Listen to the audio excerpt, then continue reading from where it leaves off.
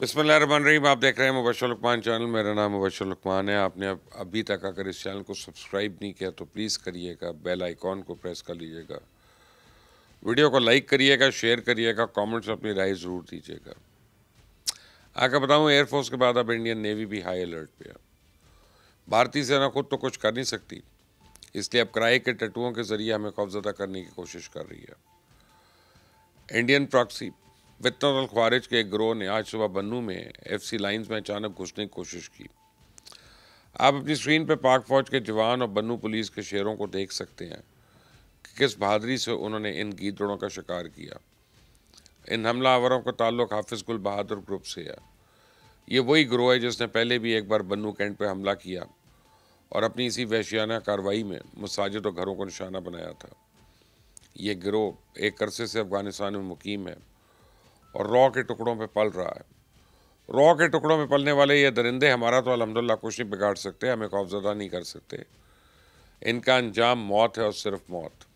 इनके लिए कोई रहम नहीं, कोई माफ़ी नहीं। ये दरिंदे और इनके हैंडलर समझते हैं कि इस तरह की बुज़दिलाना कार्रवाइयों के ज़रिए ये पाक फ़ौज को दबाव में ले आएंगे, बाजोड़ और बलूचिस्तान में जारी ऑपरेशन बंद करवा लेंगे। शायद ये जानते नहीं हैं कि इस तरह कितने भी हमले कर लें, घेरे में आए दहशतगर्दों को बच निकलने का रास्ता नहीं मिलेगा। हाफिज गुल बहादुर ग्रुप और कलअदम TTP के सैकड़ों कारिंदे इस वक्त बाजोड़ में और बलूचिस्तान में घेरे में आ चुके हैं। पाक फौज के जवान चुन चुन कर इनका शिकार कर रहे हैं। ना तो अफगान बॉर्डर से मुल्का इलाकों में ऑपरेशन रोका जाएगा, ना ही बलूचिस्तान में फितनतुल हिंदुस्तान के खिलाफ खुली कार्रवाइयाँ सुस्त होंगी। ये जंग है और दुश्मन के खात्मे तक हम ये जंग जारी रखेंगे। पूरी कौम इस जंग में पाक फौज के शाना बशाना है। मकबूजा कश्मीर, हिमाचल प्रदेश, उत्तराखंड समेत तमाम बालाई इलाकों में पिछले 24 घंटे में मानसून मुसलसल बरस रहा है और अगले 36 घंटे तक ये सिलसिला मजीद जारी रहने का इम्कान है। तो बालाई इलाकों से खौफनाक सैलाबी रेलें दरियाओं में दाखिल हो रहे हैं और कल या परसों तक ये सारा पानी हमारे मैदानी इलाकों में उतर आएगा। सियालकोट, नारोवाल और कसूर एक बार फिर खतरे की जद में है। पिछले एक हफ्ते से इंडिया के बालाई इलाकों में बारिश और सैलाब की सूरत हाल में मॉनिटर कर रहा हूँ। पहाड़ों से उतरने वाला ये सैलाबी पानी अपने रास्ते में आने वाली हर शय को बहाता ले जा रहा है। कोई पुल, कोई डैम, कोई बराज ऐसा नहीं है जिसे नुकसान नहीं पहुँचा।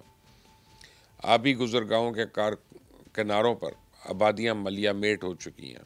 होटल्स और रिजॉर्ट्स का नामो निशान तक मिट चुका है। अगर वहाँ कोई शय जिंदा सलामत बची है तो पाकिस्तान के खिलाफ नफरत है। जी हाँ, ये सैलाबी रेले पाकिस्तान के खिलाफ पाई जाने वाली नफरत का कुछ नहीं बिगाड़ सकते।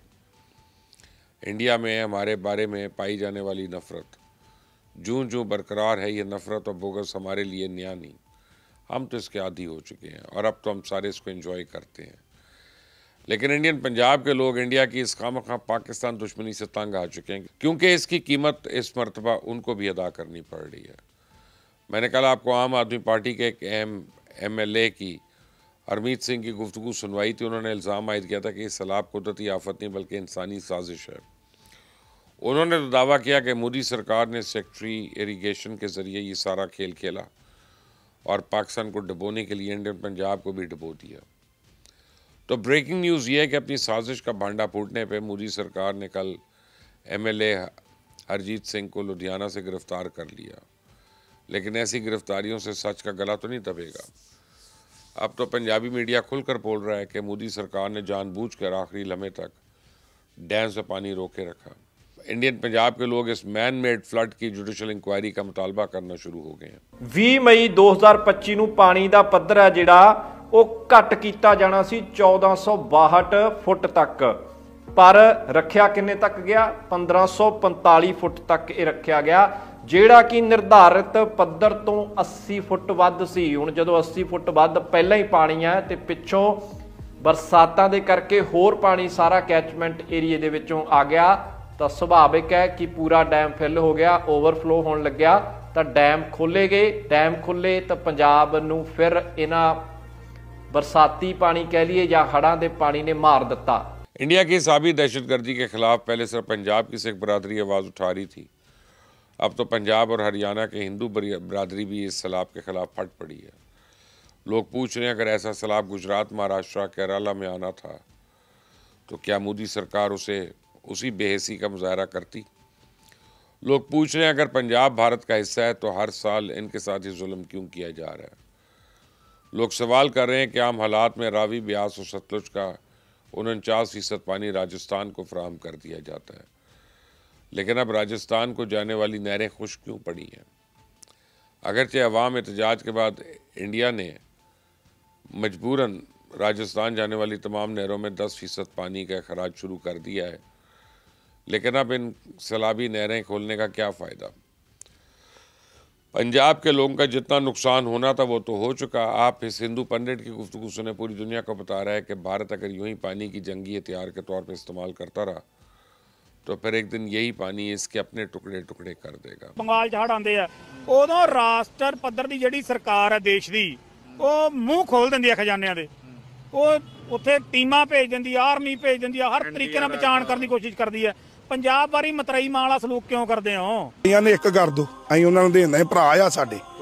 ਭਾਜੀ ਹਰਿਆਣੇ ਨੇ ਅੱਜ ਮੂੰਹ ਮੋੜਤਾ ਪਾਣੀ ਨੂੰ, ਸੁਣਿਆ ਜੇ ਤੁਸੀਂ ਸੀਐਮ ਮਾਨ ਸਾਹਿਬ ਦੀ ਗੱਲ ਕਿ ਹਰਿਆਣੇ ਨੇ ਸੈਣੀ ਸਾਹਿਬ ਨੇ ਕਿਹਾ ਵੀ ਅਸੀਂ ਪਾਣੀ ਨਹੀਂ ਲੈਣਾ ਹਨਾ। ਲੈਂਦਾ ਪੰਜਾਬ ਸਾਨੂੰ ਅੱਜ ਵੀ ਕਹਿੰਦੇ ਆ ਵੀ ਅਸੀਂ ਫੱਟੇ ਖੋਲਦੇ ਆ ਜੀ, ਆਓ ਇੱਧਰ ਸਾਡੇ ਨਾਲ, ਫਿਰ ਸਾਡੇ ਨੂੰ ਉਹ ਚੰਗੇ ਹੋਏ ਕਿ ਸਾਨੂੰ ਇਹ चंगे ਹੋਏ।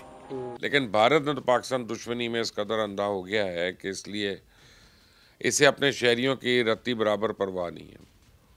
मोदी सरकार को ना तो अपने लोगों की जान की फिक्र है, ना उनकी मुआशी मुश्किलात से कोई सरोकार है। वो तो 24 घंटे सिर्फ बदले की आग में जल रहा है। इनका सारे का सारा जोर इस बात पे है कि किसी तरह इस खित्ते में दोबारा से जंग शुरू हो जाए। RSS की सियासत, BJP की हुकूमत और इंडिया की मईशत सब की बका जंग में है। अगर इंडिया में पाकिस्तान और मुसलमानों से नफरत ख़त्म होगी तो फिर RSS की सियासत ख़त्म हो जाएगी। इस खित्ते में तनाव ख़त्म हो जाएगा और मुतनाज़ा मामलात के हल के लिए मुज़ाकरात शुरू हो गए तो फिर मोदी सरकार इक़्तिदार से हाथ धो बैठेगी। अगर पाक भारत कशीदगी ख़त्म होगी, रूस यूक्रेन जंग बंद होगी, ईरान इसराइल तनाज़ा भी ख़त्म हो गया तो फिर इंडिया की मईशत भी ज़मीन बोस हो जाएगी। इंडिया के पास अमेरिकन टेरिफ्स में तमाम मुसीबतों से बचने का वाहिद रास्ता सिर्फ जंग है। इसीलिए इंडिया ने पाकिस्तान के साथ जंग के लिए अपनी तैयारियां और तेज़ कर दी हैं।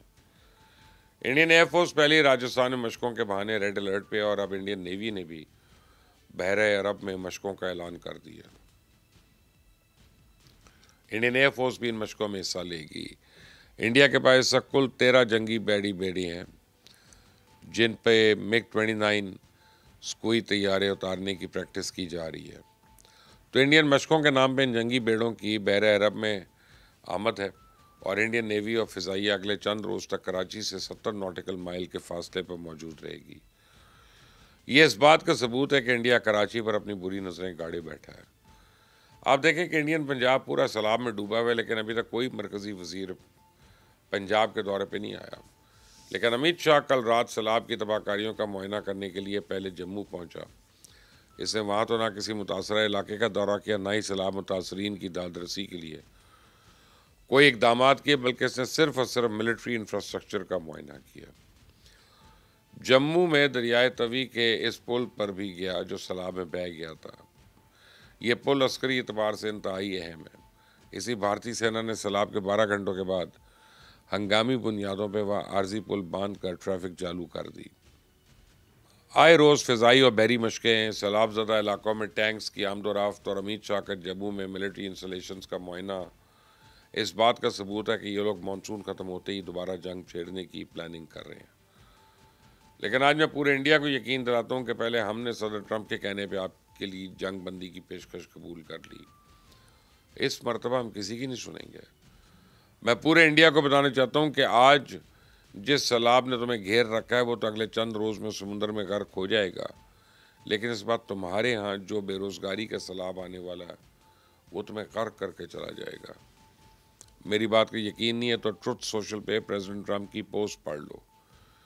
मेरे गौरव आर्या में थोड़ी सी भी गैरत हो तो अपनी कौम को बताए कि अमेरिका उनके साथ क्या करने वाला है।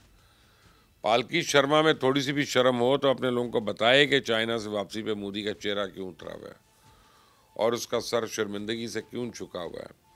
बरकत में थोड़ी भी पेशेवराना अखलाकियात है तो हिंदुस्तान को बताए कि वो यूरोपियन यूनियन की पाबंदियों की वजह से सऊदी अरेबिया और इराक ने इंडिया की एक और ऑयल रिफाइनरी को तेल की सप्लाई बंद कर दी है।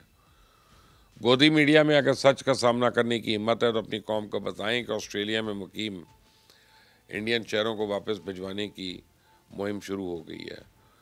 सिडनी, मेलबर्न और पर्थ में इंडियंस को डिपोर्ट करो के नारे गूंजे और यही नारे आयरलैंड, स्पेन, अमेरिका और ईरान में भी गूंज रहे हैं। ये बेरोजगारी का सिलसिलाब है। जो एक बार इंडिया में आ गया तो फिर वापस जाने का नाम नहीं लेगा। इंडिया वालों, सुन लो, तैयारी कर लो। अल्लाह हाफिज।